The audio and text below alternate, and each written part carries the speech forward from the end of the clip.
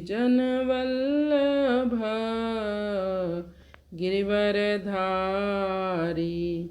यशोदानंदन ब्रज जन रंजन यशोदानंदन ब्रज जन रंजन यमुना तीर वनचारी जय राधा माधव जय कुंज बिहारी।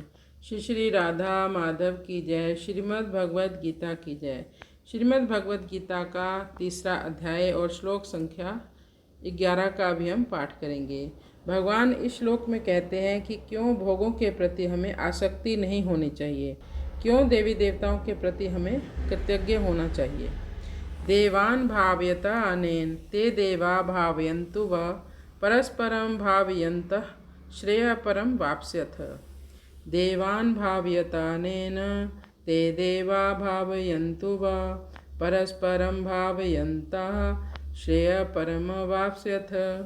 तो देवता इसी लोक में रहते हैं, भौतिक जगत के वो उच्चस्थ पद अधिकारी हैं। इसलिए भगवान ने कहा देवान ऐसे देवताओं को भावयता यानी प्रसन्न करके अनेन इस यज्ञ के द्वारा यदि सामान्य व्यक्ति अपनी इच्छा पूर्ति के लिए किसी देवता की प्रसन्नता के लिए या किसी देवता को प्रसन्न करने के लिए यज्ञ करे तो वो देवता उन लोगों की इच्छाओं को पूर्ण जरूर करते हैं, पर सीमित मात्रा में ही फल देते हैं, केवल भौतिक सिद्धि ही देते हैं।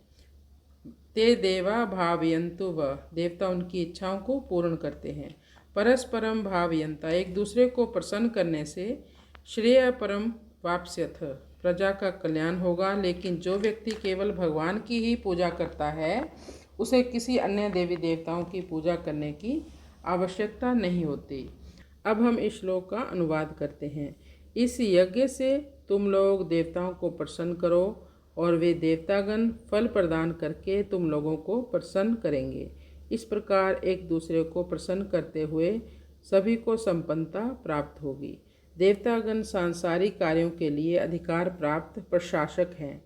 प्रत्येक जीव द्वारा शरीर धारण करने के लिए आवश्यक वायु, प्रकाश, जल, वायु तथा अन्य कई प्रकार के वर उन देवताओं के अधिकार में हैं जो श्री भगवान के शरीर के विभिन्न भागों में सहायकों के रूप में स्थित है।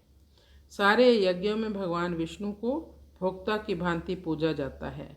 देवता निमित्त मात्र हैं।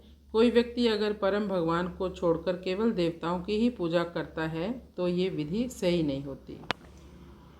कृष्णाय वासुदेवाय हरये परमात्मने प्रणतक्लेशनाशाय गोविंदाय नमो नमः। हमें जो भी कर्म करना है भगवान को अर्पित करके करना है। हरे शरणम हरे शरणम हरे शरणम। श्री श्री राधा माधव की जय।